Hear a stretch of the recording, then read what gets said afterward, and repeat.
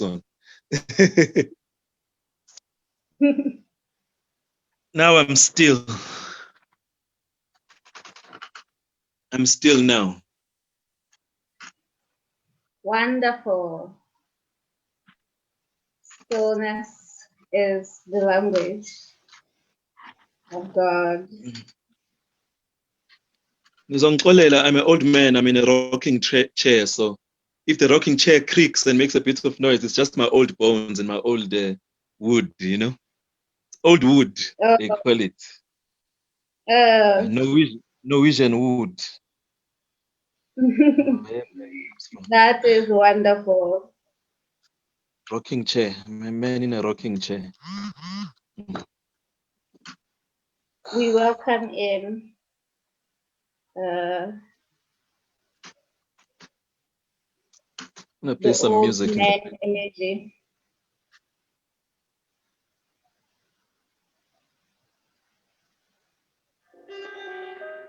Well, I play the people some music while we wait. Some Yes, 𝗘𝗣𝗜𝗦𝗢𝗓. We may play the music. I am sharing now so that they may know that we're here. Just informing the community, the family, that we are here and you may join us. Sure. The name of the song playing in the background is called Ocean and the River by 𝗘𝗣𝗜𝗦𝗢𝗓. Yes, so we are live. We are live on Warriors of Light. Welcome everyone. Welcome family. Thank you for joining us in this beautiful sacred container where we come together as African people, as the children of God, and we come here to explore, to contemplate with each other on the African experience, African healing, communion with the higher realms, with spirit, well-being, and the elevation and evolution of consciousness. My name is 𝗘𝗣𝗜𝗦𝗢𝗓, and I am your host. And today we have Mkhulu Menzi Maseko, who's joining us today. Hello, Mkhulu, welcome. Thokoza. Sanibona, siyathokoza. Hotep, namaste, absheni. I greet you with the greeting of peace. Ukuthula makube nathi. May peace be with us all. Yes, indeed. Indeed. Salam. Yes, may peace be with us today. Today we are talking the multidisciplinary approach to African healing. And just for those who are joining and meeting you for the first time, I wanted to take just this time. Please don't read my whole bio. Joy, please don't read my whole bio. It's too long. Do not be tempted to do that. I can speak for myself, or you can tell me how much of me you know. How much of me do you know? It's too long a bio. You should have asked for a paragraph. You should have asked for a paragraph. I'm laughing because I had a feeling you will say this. Oh, well.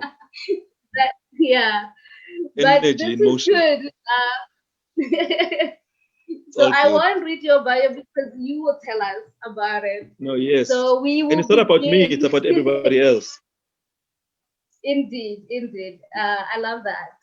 So, but we may begin by just briefly grounding and connecting by closing our eyes wherever we are and taking a deep breath in, taking the cosmic breath, which is breathing from the womb area, or for the males at the base of the spine, and allowing that breath to move to the heart, to your sacred heart, and then breathing out and doing that cycle again, because we're tapping into the creative portals within ourselves. So let's take that deep breath in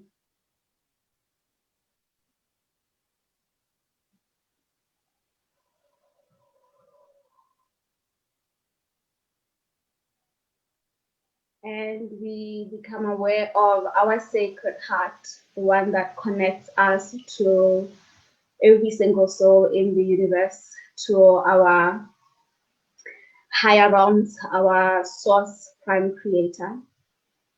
And that portal within ourselves, we allow ourselves to send in the breath downwards from the heart, all the way down through. For those who were with us last week, we were learning about the chakras, but through the root chakra into the earth and going into the heart of our Mother Earth, connecting with our Mother's heart.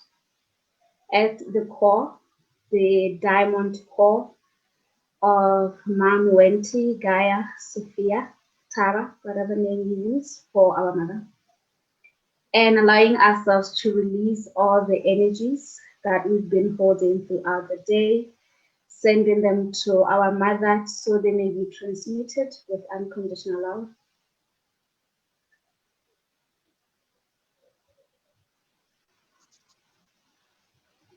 And as we are releasing, allowing ourselves also to receive back the diamond light from our Mother, hidden light from our Mother, that will come back through our feet and that will move through our bodies, all the way to the top of our head,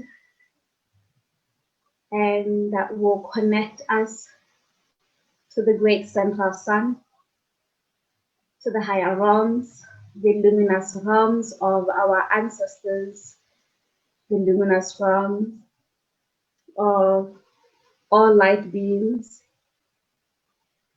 that work with our prime creator, our source, our Holy Mother, Father God. And allowing the light, the Holy Spirit to come be with us today in this transmission that we will be having today. And we open and welcome in our higher self to be the ones speaking here today. And we take one last deep breath in and out.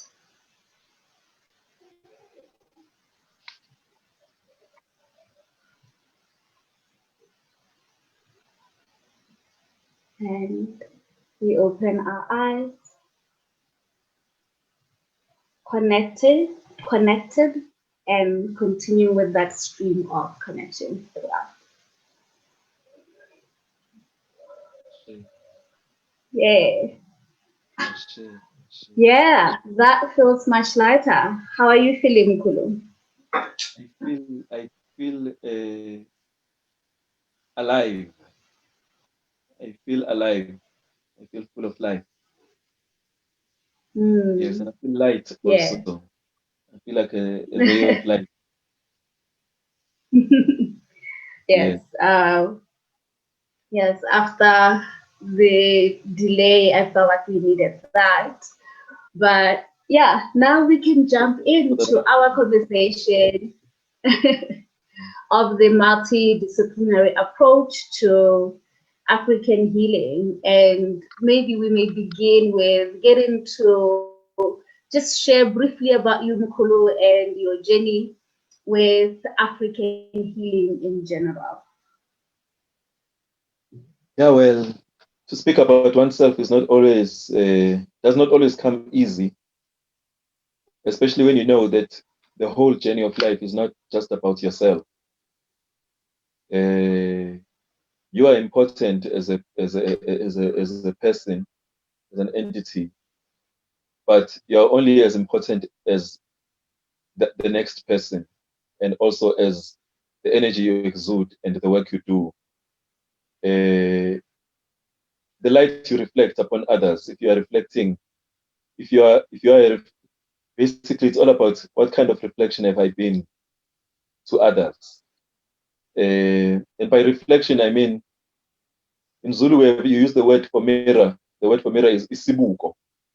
Isibuko just basically means something to look to or to look at. to see oneself. But when you see oneself, you must also see yourself in the other. So even Menzi Maseko has been that kind of person who has always, since a youth, since young, I always strived to see myself in another person. So since a youth, I'm that person who has believed in the real existence of Ubuntu. Ubuntu, umuntu ungumuntu, ngabanye abantu, not as a philosophy per se, but as a way of life, as a way of being. And then you find that that philosophy is reflected in many religions and in many faiths and many spiritual walks around the world. You know, you're taught to love, to know yourself, but you're also taught to love others, and that you cannot have the creator or your ancestors or a higher being without showing any kind of love for others. So I've tried to make that my existence throughout ever since I was a youth. You know, I think in our last conversation, when we had a private conversation, you and I, Sister Joy, I said, even since youth, I've always asked for wisdom. I guess it's from the biblical upbringing also, being raised in a Pentecostal church, Pentecostal Holy Church, KwaMashu, KZN. I said, I don't want to be like Solomon, but what Solomon is asking for is a good thing to ask for wisdom. So that's what I've basically been trying to do, to live my life with the wisdom of the ancients, you know, whether it is written in the scriptures or it is reflected in the people that have come before us, our heroes, both national heroes, community heroes, not just the heroes, the everyday people, you know, that do things which show that they are thinking beyond just themselves. That's selflessness. So that's who I am. I'm a man, a married man with many children, as I said in my bio, in my other bio. I will not say how many, but what's important is I show love to each and every one of my children. And not all of them are from my own loins, you know, not all of them are from my own body. Some of my children are not from my own body, but they're from my heart children, you know, those we meet and those we greet and those we influence. So that's who I am. I have an organization called the 𝗘𝗏𝗏𝗏 Works, and 𝗘𝗏𝗏𝗏 Works basically is a work of collaborative organization whereby I try to source knowledge and skills and great practice, good creative, artistic, and healing practice from other organizations so that I can promote it. 𝗘𝗏𝗏𝗏 Works is just basically there. It's a tree that is there to make sure that other leaves get a chance to become fruits. That's what it is.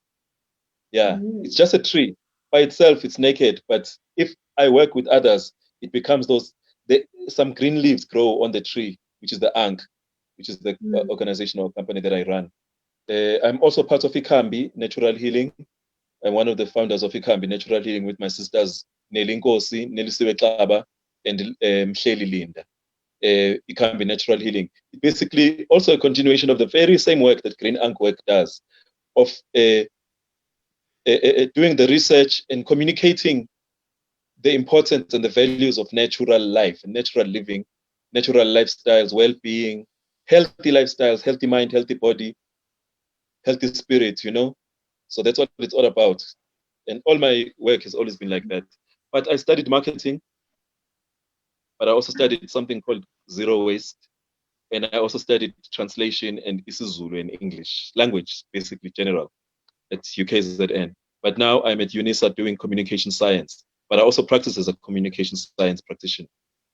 Communication science. So right now I have to give it back to you. You need to speak because I've spoken enough. I love how the story goes back and forth. Yes, not so much going back and forth, but it's like this circle, you know, one thing into the other, and you find yourself constantly being drawn to the same thing of research, of well-being, healing, communication, African culture, languages. So I understand the full cycle. I love that. Yes. So I know one of the things that you do at 𝗘𝗣𝗜𝗦𝗢 is really explore the different ways that we can heal naturally, and which is in alignment with what we're talking about today. First, the question that I have for us to contemplate is, what is African healing? And then we can take it to the different approaches we can take in our journey as we are healing as African people, and we're healing in ways that are supportive of our African ways and cultures and philosophies. Yes, I just need to get my notebook because I wrote some notes so that I can speak. I make sure that everything is said in enough. There's enough time for everything. Everything is said and everything is in its right place. So let me just grab my notebook. Even though I'll be speaking from the heart and from experience, I think the notebook just gives me guidance so that there is order in the chaos. Out of chaos comes order, you know. And so, as you said in 𝗘𝗣𝗜𝗦𝗢𝗑, we are focused on natural healing, and primarily on African modes of natural healing. But we are also a holistic organization looking at the holistic approach. And by holistic, well, I think the word defines itself by saying it's a multidisciplinary, multidimensional, multifaceted, multilingual, multi-ethnic, there are so many different ways in which the body can heal. And by the body, I mean both the single body and also in plural, the social body, the communal body, the global, the universal body, right? So some of these natural ways include herbs, roots, elements that we find, phenomena and elements that we find in nature as natural resources, things that grow, things that need rain, sun, moon, time, you know. So in our harvesting of those things that require all those elements, what are we giving back? So the work I'm focusing on is basically about making sure that humanity is conscious of giving back that which we take from nature. How much are we giving back? Because to him or to her, whom much is given, much is required.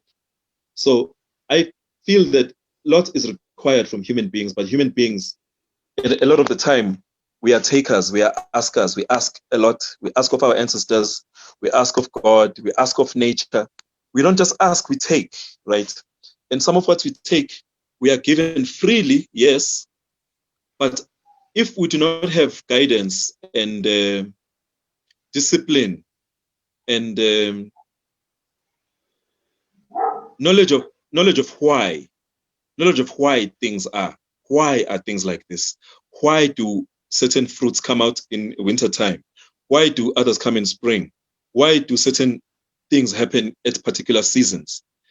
If we forget the whys, you know, because of the things that we are preoccupied with, especially in modern times, especially in urban life, especially, we tend to forget the whys of the things, of the things that surround us, the whys of the things that we do.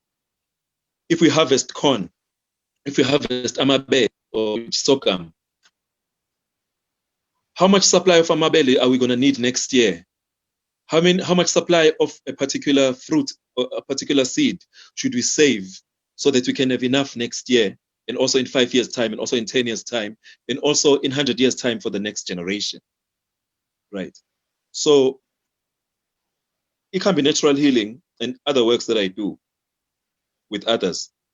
They are really focused on not just conservation and as a word, but conservation as a consciousness, conserving and preserving and observing the natural order of things, so that in our observance of nature, we become in harmony with nature, so that we can live a much more richer, a much more happier, much more joyous life, you know, through our being conscious of how much we give and how much we take from nature, and how can we give in a more conscious way?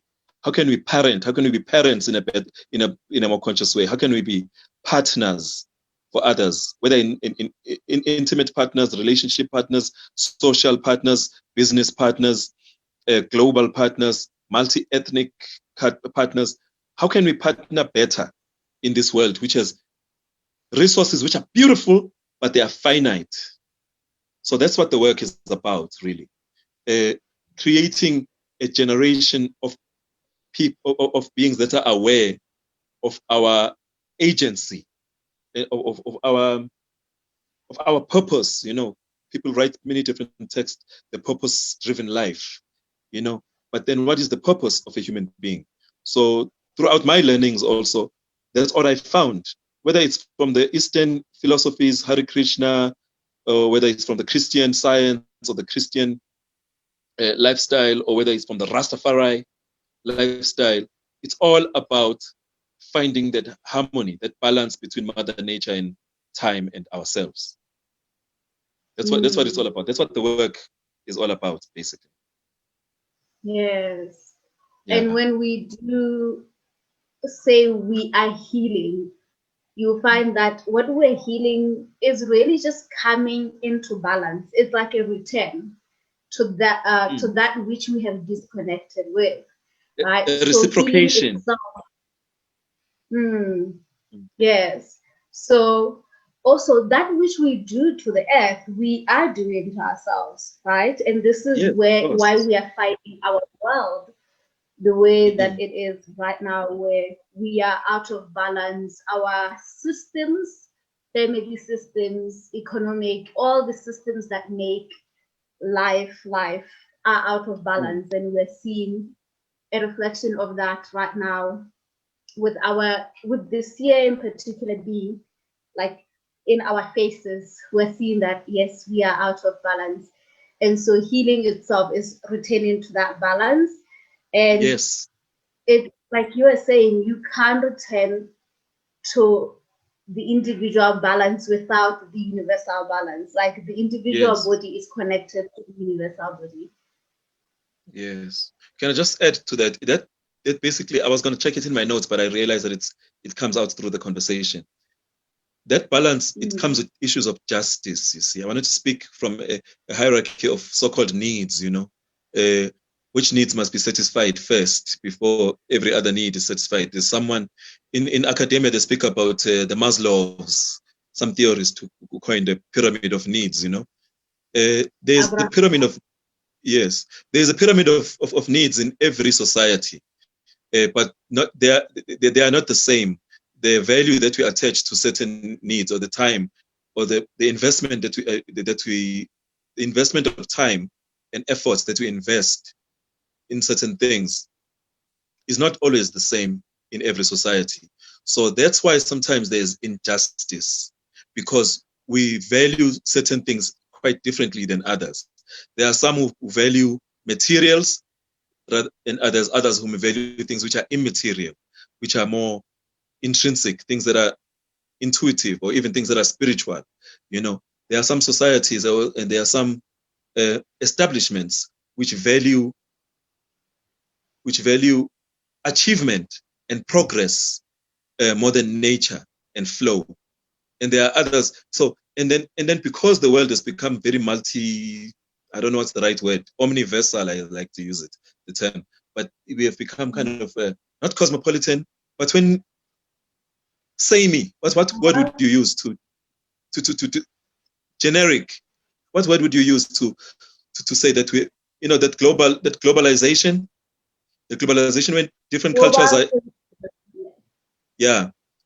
so because of those things, so-called global citizenship, it's kind of a falsehood, it's a farce, because not everyone is moving at the same pace.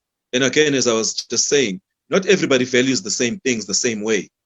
So that's where matters of infringement on each other's space. You come and take my lake, or you come and take my water, you come and take my land, or you come and take my people, in order to achieve your goals, to achieve your objectives. That's what happens on the multiracial level, on the multi-ethnic, on the multinational level. Even the multinationals that are companies that are supposed to be serving humanity, Let's speak about basically like pharmaceuticals. If you think of some pharmaceutical companies, global ones, that started off as someone's little business, maybe a little tuck shop selling herbs. And then 100 years later or 50 years later, it grows to a company that does not really deal with healing, but deals with profit, you know? So what has happened that things transform in time, sometimes towards for the bad, or I mean for the worse or for the good, you know? So if we are not conscious of how of what guides the transformation, either to something that becomes bad for the rest of the people or something that becomes good for the rest of the people. It's about the intention, the first intention, the first, were you in this business to heal or were you in this business to sell? Right. So if you are in this business to sell from the get-go, when your business grows, when your healing practice grows, you will still be having a profit motive in the back of your head, even as you may be called a healer, but you are not this, by the way, this must not be misconstrued as something meaning that healers must not be paid what they are worth. A healer must earn what they are worth. Everything, there must be a reciprocation. If I give you something, you must give me something. That's what creates harmony. That's what creates justice. But injustice happens whereby we do not value each other's values. We do not value what the other person holds dear and holds as something which is worth preserving. Just wanted to say that. Yes, and when you look at our history as African people, that is what was shifted, where a couple of 100 years ago, we had our own value system. There were things that were important to us as African people, and that was shifted with the arrival of other cultures, other races that do not feel like what we value is something to value. And this is why we have such a huge resistance to that which is African and Asian. We were deceived. Yes. And so we were deceived to believe that. No, continuous. Go on, sister. Yeah. No, you go. Yes. You go. So, yes, and when we look back at how Africa is right now, for us, we spoke a bit about this in our conversation, how there is a need for us to assess and return back to what do we actually value. And I was talking about how like our value fulfillment, because when we start to think about healing as African people and how when we are healing as African people, the context of our ways, our history has to be taken into consideration. And everything. This is why, yes, we have to look at this in the different dynamic that we are, right? So just thinking about these different dynamic that African people are, and we're trying to expand on how can we heal right now as African people? What must we be aware of as we are trying to come into harmony with ourselves, with our natural world, and the greater body of Mother Earth? We must return to nature, return to nature and our cosmic knowledge. And by our cosmic knowledge, I mean everything, even our experiences of trauma from other slavery, colonialism, all kinds of isms that have been thrown at us. These things are a human condition, human conditions that are spawned from greed, right? So greed and a need to fulfill some kind of, those who commit those atrocities and crimes of injuring other people or stealing from other people their resources, they are also trying to fulfill some kind of need, right? Now, that's why the word need and the word greed, they kind of rhyme, you see. They rhyme because they are closely related. They're related like the word heart is related to the word earth, right? They say the same letters in the word earth are the same letters in the word heart, right? If you just jumble the letters, work with the letters, heart and earth, same. So also the greed and need sometimes is sometimes confused, So in the pursuit of that need fulfillment, some of us err. But before there is forgiveness from the errors that we make, there must be a commitment to change. And that commitment to change comes from understanding. And understanding comes from knowledge, knowing why do you need certain things? Why do you need to injure another in order to get to get something for yourself? Why do you need to take from someone in order to obtain for yourself? Why do you need to deny another's rights and privileges and right to expression or to life in order for yourself to live? These are the questions that are at the heart of every civilization. It's rising or it's falling, right? Every civilization is established on certain value systems. And civilizations that thrive for longer are founded on values that are shared, not just by human beings, but that are shared naturally, cosmically, by animals, by the water. By what I mean by this is this. Let me make an example of ancient Kush, Central Africa, not Central Africa, a country which is the source of the Nile. Well, they say the Nile is Uganda, right? It's the heart of the Nile is Uganda, Central Africa. The equator is the heart of the River Nile. But this River Nile, seeded, was the source of a civilization that is today still remembered, the ancient Egyptian civilization, right?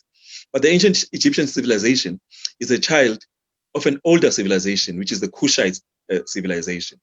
But the Kushite civilization is the child of the Congo civilization, the Central African civilization. But the Central African civilization is a child of the Southern civilization. Follow me, what I'm taking you through here. I'm taking you down the Nilotic meridian. I'm taking you up and down the River Nile, both the Nile that is visible and the Nile which is invisible, the underground Nile, right?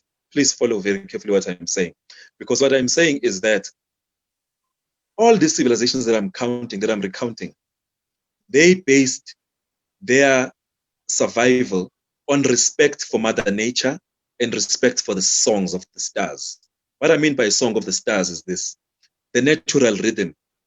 Our ancestors respected the majesty of time. By the majesty of time, what do I mean?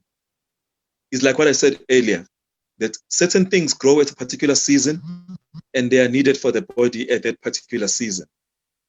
Certain things grow at a particular season and they also dissolve at a particular season. You know, like certain animals like bears, they go into hibernation for 2-3 months when it's a certain kind of season, and they come out and they eat. They find what is natural and they eat at a particular season. Human beings shouldn't be so different. In our advancement, in our improvement of our convenience, you know, we say we have technological improvements so that we can have convenience. Water must be close. We can just turn on the tap and have some water. But turning on the tap, having the ability to turn on the tap, must not make you forget the importance of the river. Must not make you forget the importance of the source of that water. It must not make you forget the importance of the cycle of rain. Why? What is it that you have to do to be responsible enough that the rivers are not polluted? There is rain every season, every rain season. So we have to understand ourselves as interconnected beings, right? So as you are talking about Africa, Africa has been violated by people who had a need to fulfill, but it was a need. It was a greedy need. It was not a need for social harmony. Those who came here and took hundreds and millions of us in order to build their civilizations, they have been detached from nature for a long time. You can even say they've been hibernating. Maybe they were not aware that they were hibernating. They were living in a cold climate for so long that they forgot that the sun shines on everyone equally. And if the sun shines on everyone equally, that means the energy that is absorbed from the sun should be used equally. There's no one who owns the energy of the sun. Therefore, there should be no one who owns a piece of land. There should not be certain things like private ownership of a natural resource like soil. Nowadays, water is a private resource. Some parts of space are private resources belonging to private entities, individuals. Some things, elements of life that are needed by everyone, that are common, global commons, they've become privatized to such an extent that people are beginning to not remember that we should build our own houses. You know, we are forgetting that we should be building our own communities. The community should not be a private owner's thought. So I want to build a community like this, and then I'm going to plunk people in there. People should be able to develop their own communities organically, so that healing can become something that is not something that you get out there. Healing should be something that is within the community. Mm-hmm. Children should be raised in a community where they know, if I have a headache, it does not necessarily mean I must go to a pharmacy owned by someone that I've never met and I will never ever meet, somewhere in Norway or somewhere in Canada. They should know that there are remedies for a headache, or remedies for a sore throat, or remedies for whatever ailment. If I have a red eye, I should step outside and know that outside there's a herb, or this combination of herbs, or this combination of elements, or I can use this particular precious stone or crystal to bring harmony into my physical being. But if things are privatized, and if everything becomes owned by individuals, then we become distanced from nature. We need to become intimate again with nature, so that we can have these kinds of knowledge, knowledge which is not something held by certain individuals, but by communally. You know, ngesintu sithi even inkosi ngabantu, which means a king is a king by people. He's not. It doesn't have something. He should not have. Kings should not have better privileges than ordinary people. That's it. That's not to you look like you want to sneeze there, Coco. You can sneeze. It's okay. Sometimes some healers burp. For me, I yawn, so it's a yawn. You yawn. Like no, it's all good. So let me just finish this one. I agree. Let me just finish this. So in order to restore justice in Africa, my queen, it's a matter of people understanding that Africans deserve everything that we've been given by nature. If we've been given a land so rich in resources and rich in everything, it means the Creator knew why He placed us here. And He placed us here first to seed the rest of the world, to give birth to all mankind. There was a reason why we were placed here. That means there's something in us that is intrinsic. And there's something in us also that is environmentally and inherent in us, and also inherited by us from our creators, right? That we can give to the rest of the world. It is not something that should be taken. It should be something that should be freely given, which is why ancient Africans welcomed strangers. When strangers come into our land, we welcomed them. All native people welcome strangers. Native Americans, they welcomed the invaders. The Southern Americans, they welcomed the Spanish conquistadors.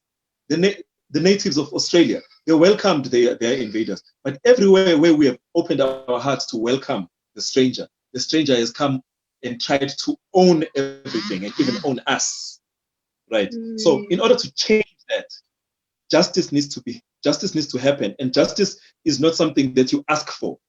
It must be taken, it must be created, it must be made, manifested, so that those who have taken, they must respect the ones that they've taken from. So if it means that we have to fight for our work, for the things that have been given to us by nature, then a revolution must happen. So there'll be no healing without justice. In a nutshell, all I'm saying is that there can be no healing without justice. And justice means giving back to nature, giving back to the people that belong to a space, that which is part of the space, without it being needing money, without it needing some kind of stretch of sweat and blood and tears in order to earn. You shouldn't have to earn a living so hard. You should earn a living in a harmonious way. Yes. So that's how healing happens.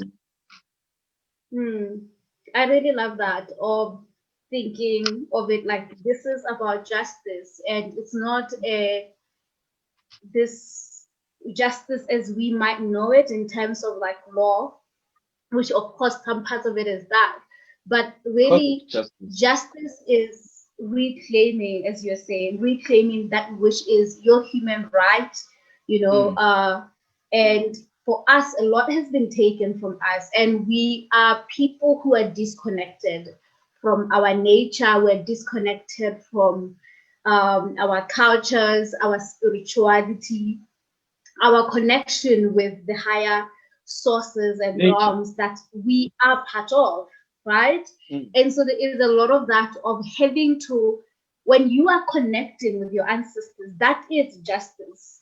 You are refusing to continue to be disconnected, because also a lot of the disconnection for African people is right now, they are the physical aspects of where we're disconnected, where the land was taken from us, where actually the hierarchy of needs, the first time I saw it in my psychology class, I felt like it's actually not supposed to be like this standard thing, as you were saying.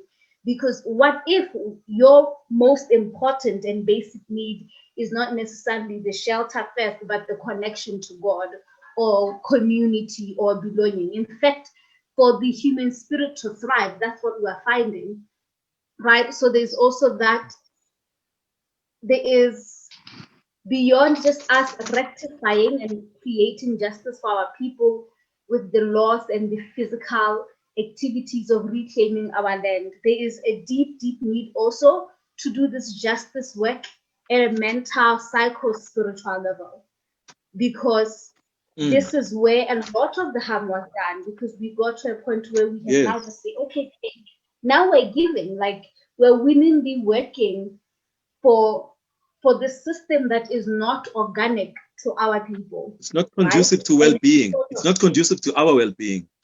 The system is not conducive to our well-being. It's not even conducive to its own well-being. The system is made to fail. It's made to crash. You know, it's like a built-in a fault within the system. It's like the system of capitalism. What you were saying about healing the mind reminds me of Steve Biko and his Black consciousness philosophy. You know, it was just a continuation. Black consciousness is merely a continuation of the Ubuntu principle being applied in a political situation or being applied in a social situation, right? By that, I mean, Black consciousness was aiming, or is still aiming because it's alive, to restore life and self-worth in the Black body, right?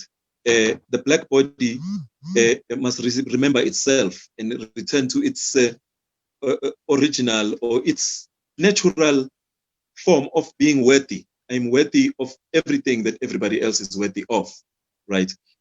Not only that, I have a culture to defend that has been distorted.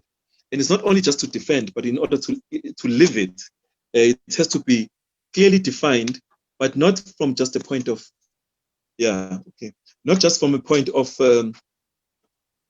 struggle only, but from a point of joy. You know, racism and injustice has robbed a lot of people of their joy of life. You know, especially activists, especially a lot of brothers who are fighting justice. You know, fighting for justice, and sisters. They find themselves so committed to the struggle that they become so absorbed that a lot of them, they burn out. You know, there's a lot of burnout even amongst healers. People who are healing, they are so committed to their thing, they've got such a drive to do things for others that they forget about themselves. And they forget to nurture their mind, their body, their spirit. You know, everything is political, or everything is spiritual, or everything is professional. Life is not like that. Life is not just one thing. There's not just one dimension, which is why we speak about the multidisciplinary approach to African healing. When African people are we are so diverse, both within nations, within our own tribes and clans and all that. We are so diverse within, but African culture is so diverse. That's why I always say there's African cultures, not African culture. There are certain things that we hold in common, but we are cultures. But the intrinsic thing that we always hold dear is reverence to our ancestors, reverence to the Creator, and our keen attachment to nature. It's not an attachment. It is a necessary relationship, you know. If we lose that relationship with nature, when I speak about nature, by the way, I'm not just talking about plants and soil and water. Those are important, the 5 elements and all that.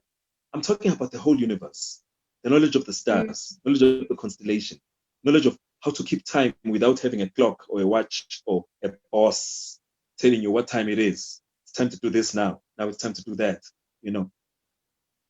So that healing, it comes from the mind must be healed, but also above the mind, the beyond the, you know, the undefined kind of healing, whereby we are healing our subconscious. Black people needs to be healed on a subconscious level in order for us to function fully within this civilization, which is kind of like a corrupted civilization. Almost everything is almost corrupted. Almost everything is corrupted, you know, and it's corrupted by misdirection of purpose. Purpose is misdirected. Therefore, things that shouldn't be corrupted are corrupted. Things like sex are corrupted. Things like power are corrupted. Things like the healing profession is corrupted. Someone was saying on Facebook earlier today, why is it that nurses are so cold-hearted? I was like, what? When you talk about nurses that way, he said, if you're a nurse, is it like a prerequisite that, or they train you to become mean-spirited? You know, that means this person has had like really bad experiences with nurses, or he's had very bad experiences with doctors. So it basically means that 1 or 2 or 3 people have basically misdirected the whole focus of a particular profession that is supposed to be about healing and nurturing and guiding a person back to health. Has been distorted by someone who is not living up to the calling. So that's why healing is needed at every different level, at every dimension. Yes. I have some thoughts about what you just said that have been coming up, but I also want to invite everyone who's joining us now to please share your thoughts. If you have any questions with us as well, you may begin to do that in the comment section, if you're on Facebook, or the Q&A, or chat if you're here with us on Zoom. I really love what you're saying, because what we're talking about is, at a subconscious level, African people, because of our past and the way that our cultures, our spirituality was shifted by other races, other people, our subconscious mind is running on programs or templates, right? These templates are the templates that we were given after this, you know, slavery was brought to our continent, when colonization came in, which currently are still running. Yes, distorted templates, right? And so we are constantly using the same template. And probably this person who was talking about the nurses, it's because sometimes we just continue to work with templates or archetypes, because this is how you are meant to be as a healer. This is how you're meant to be as a nurse, right? And I love how you were talking about like the importance of also allowing ourselves to experience Black joy, love, abundance, because we must realize that those templates of joy, love, abundance were ripped away from us. And each time you actually claim and you actually insist that you will have joy as part of your life, you have love as part of your life, abundance as part of your life, it's not just about you reclaiming, you are actually rewiring the subconscious programs for the next generation, even the generation before you. And that's what we mean when we're talking about ancestral healing. It is how through you can change the programs, right? For other people, for your children, the future generation. And also through you, but sometimes we feel like we must just like heal and cleanse and do all this practical, which are very, very important. But another more powerful way is, let's lean into let's connect deeper with nature. Let's experience more joy. Let's connect with our ancestors and our prime creator, God, right? Like the more we also do that, naturally all these other programs of greed, of loneliness, sadness, they just dissolve. Like they fall away. This is another. Yes, they fall away. Yeah, they just fall. they were illusions after all. They were always not real. Because they're false. Because they are false constructs. Yeah, they're false constructs. Race, difference, affluence, all these things. They are just, they have such illusions that have become used as weapons, you see. Almost everything, most differences that we have as human beings, and even resources, good resources, have become weaponized, you know. Even, you know how I mentioned sex earlier. Sex has become weaponized for a very long time, you know. And it's not only through sale of sex, it's not only the prostitution element that has created the weaponization of sex. It's how the family system was created also in certain societies. In the Western society, the family is created in such an unbalanced way, whereby the woman does not have her power, does not live in her power. She is religiously oppressed. She's oppressed in so many ways in the family structure.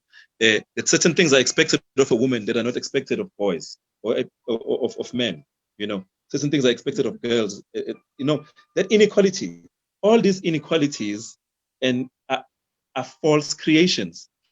And when you shine the truth, when you live the truth, and try to reflect it in your life, these things just fall away. They fall away. The fight is in living it. That's how you fight. That's how you fight systems. Because otherwise, if you fight them sometimes their way, you become them. You become them, you know. You must be careful not to become the thing that you're fighting. Yeah. Don't become part of the problem when you are thinking you're fighting the problem. You know, be very conscious of keeping your center, keeping your values, having the integrity to remain focused on the proper vision, so that you do not lose yourself in the war, or in the battle. You know. Definitely. I love that. So we have a question from Ra. Thank you for joining us, Ra, today. So Ra is asking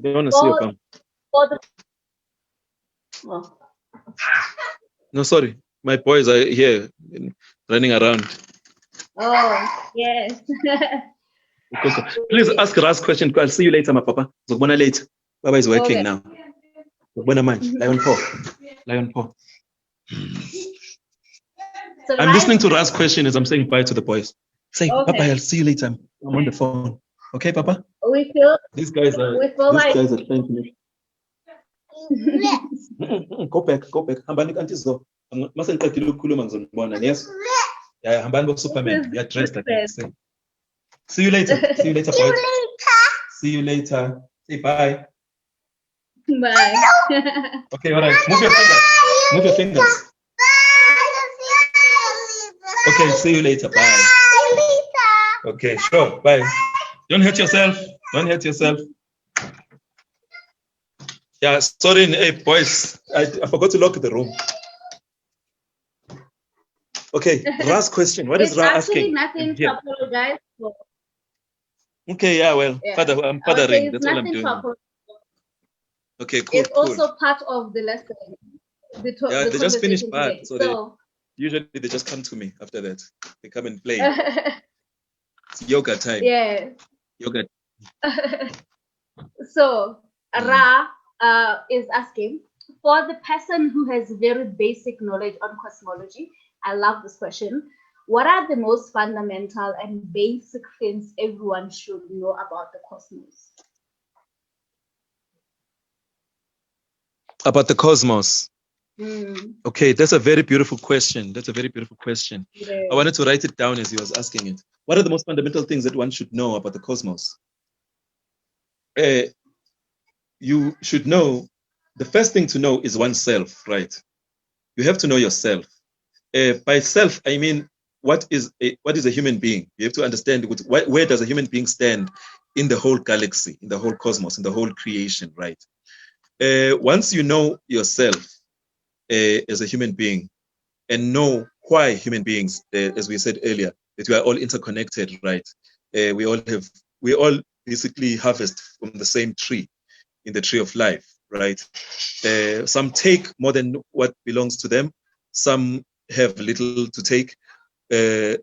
Some require much more than others. Some give more than others. There's inequality in the world, right? But or inequity, so to speak. But in the cosmos, there is absolute balance. One thing you should know about the cosmos is that the sun is positioned exactly where it is for a particular excellent reason.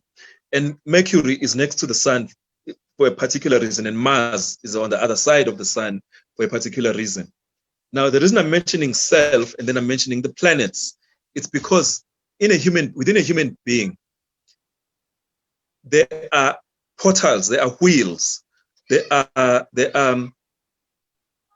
aspects of a human being which are reflected in the external part of the cosmos. I want to answer this question very quickly so that one understands it in a very just understand it in a full way, have an overstanding, not just an understanding.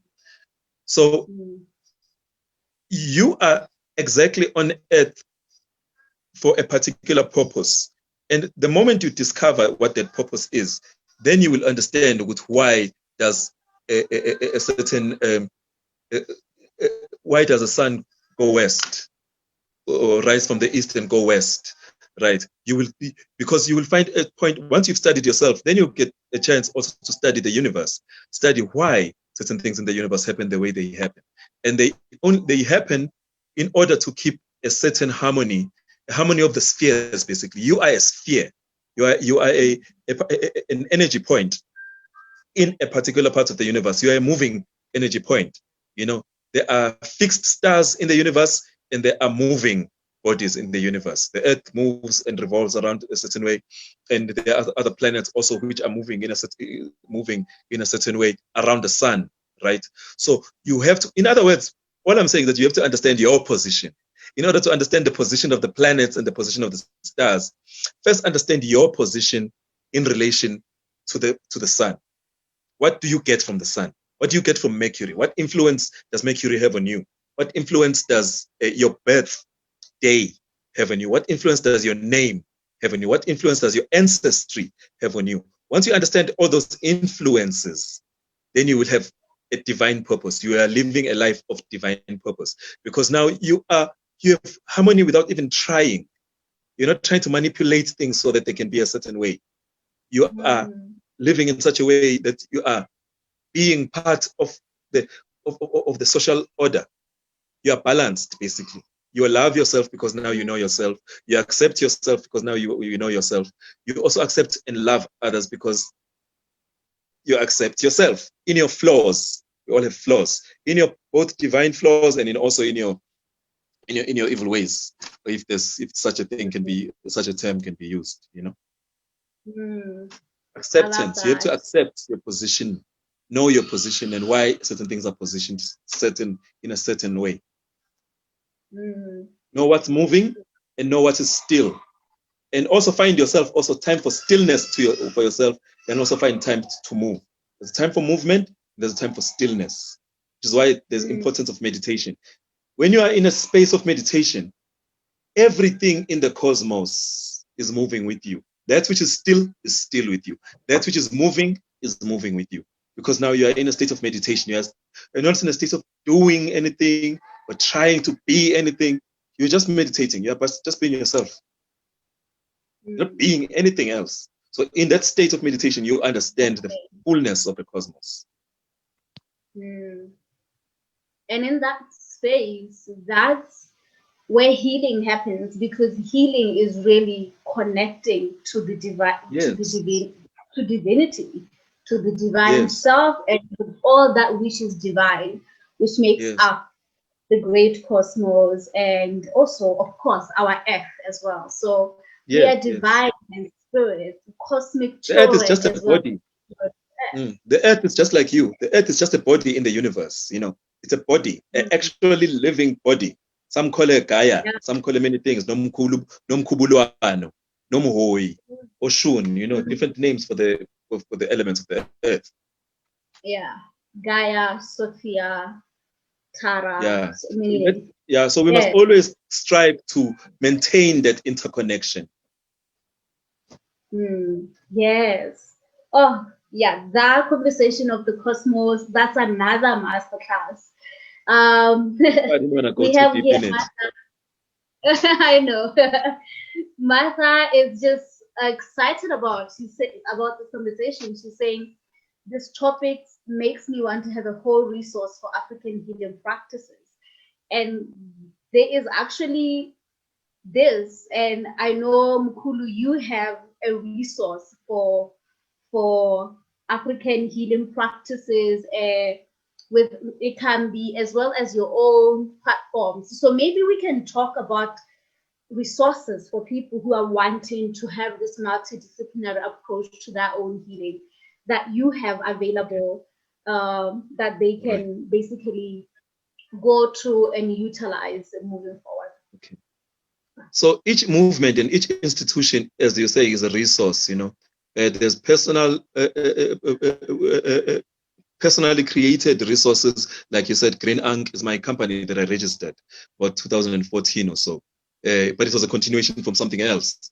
And all these resources were basically created so that there can be a movement of conscious thought, conscious thinking, self-healing, self-revelation, self-employment, self-empowerment, self-governance, self-sustenance, both for myself and for others, right? So before Green Ankh, there was not before Green Ankh, around the same time when I created Green Ankh, there was the Institute of Africology. The Institute of Africology is focused mostly on history, teaching African history. It's focused on the Sankofa principle, that you must go back and fetch it. That which was useful and that which worked very well for our ancestors, let's learn it, let's go and learn it. So in the Institute of Africology, we do development classes, workshops, master classes, basic from Durban. It's based in Durban, but we do work everywhere.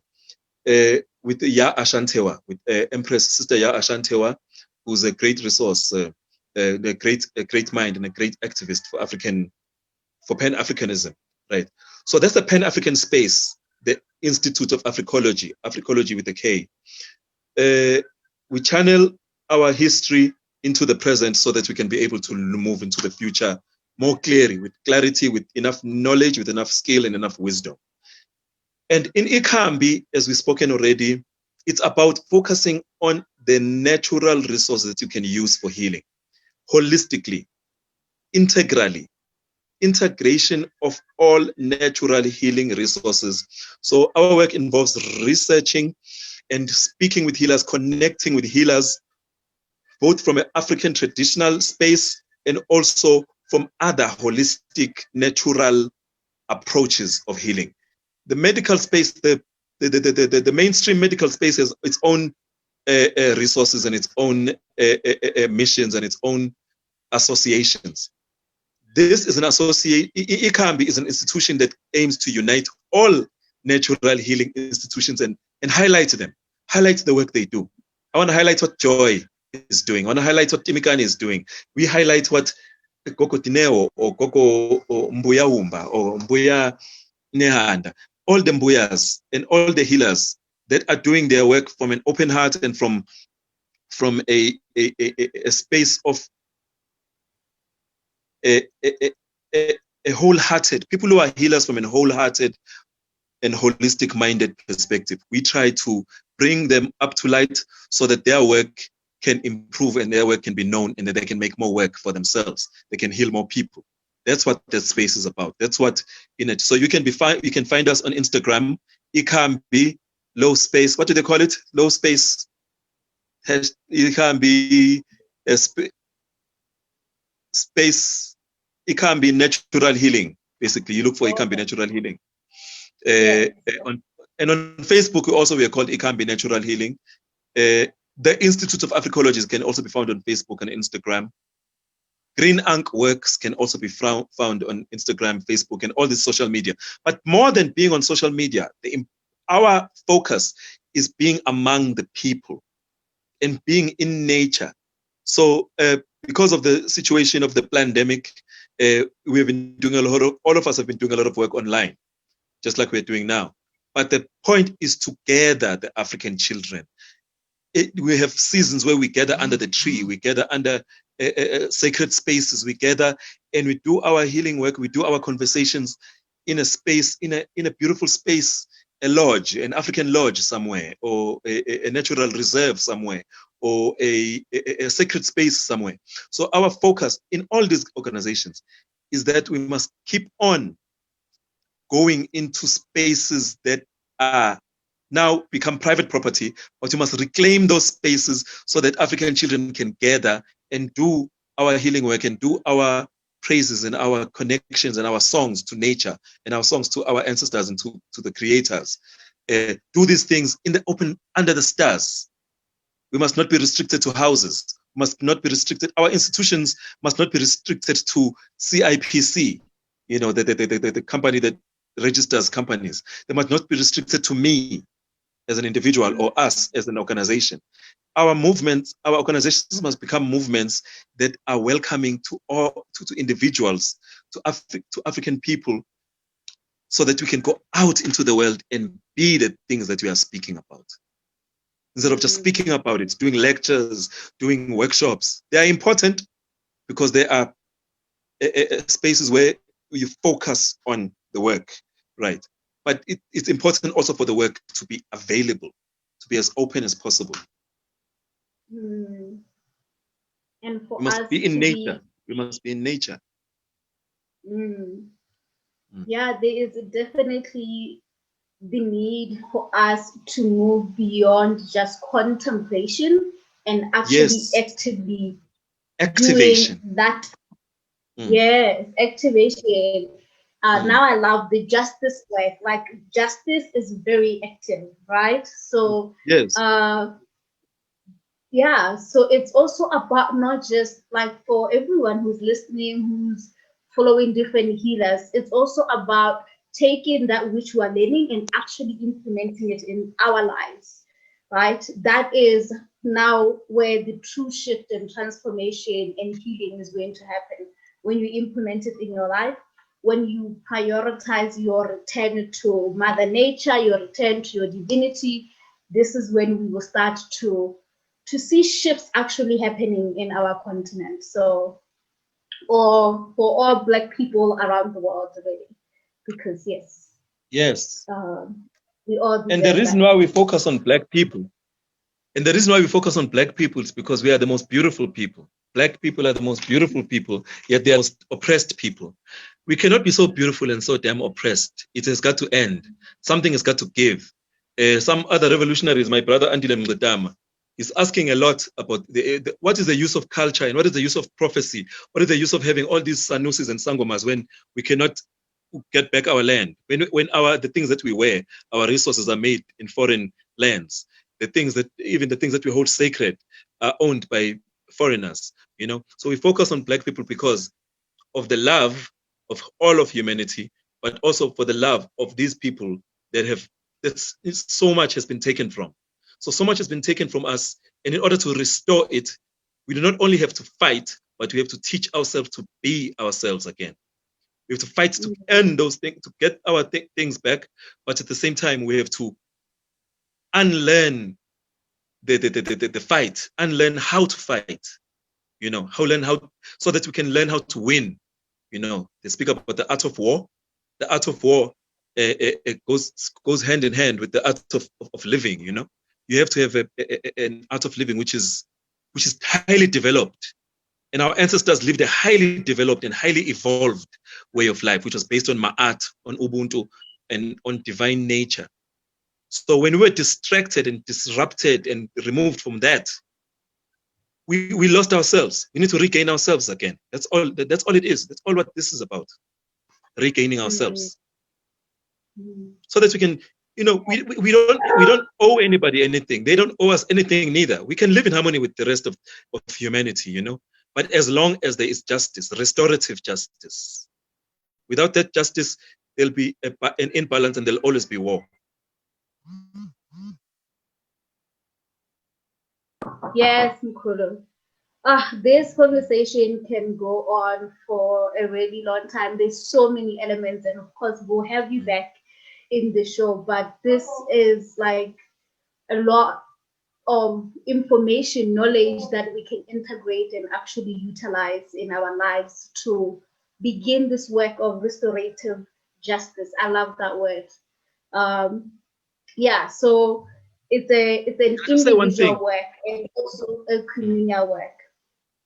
Can I just say one thing? We were speaking about war, interracial and international or intercultural war. We must remember, keep this in mind, especially it has something to do with what the person Ura was asking about the cosmos.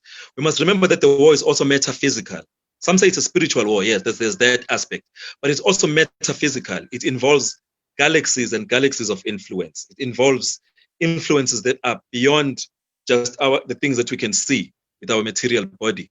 So we have to have when we talk about holistic, it's just we're not just talking about herbs and mineral stones and practices here on the physical realm. There's a metaphysical war and there's a metaphysical peace also. You know, the wars are won so that you can maintain peace. You know, these must be approached with an understanding of restoration of the original way. And the original way is in the archetypes, like you were mentioning earlier, that there are certain archetypes that are just established by nature, the laws of nature. But we stray away from them thinking that we are improving. We're thinking we are modernizing or we are becoming better, but we are just shifting far away from the things that our ancestors held dear, which actually kept them wiser, cleaner, brighter, wiser, better than us, you know? So there is something in us also which is better. So we must just nurture that. We must just nurture that because we are standing on the shoulders of greatness. We are standing on the shoulders of the great ones. We must just know that. Yes, I love that. That, yes, as much as there is a metaphysical war, there is also metaphysical peace as well as metaphysical support, right? We have the ability to access all the original templates that you were just talking about and archetypes, and we return them to ourselves and we recalibrate and release every other false template, false illusion, false program that was given to us. Yeah. And they drop, and that is the restorative justice that we're talking about. Yes. Yes, Mkhulu, yes, this Queen. That's what it is. We definitely are going to have in the future conversation on the cosmos and the metaphysical, because I'm already excited just hearing what we have shared, but I know that one deserves another hour altogether. Yes.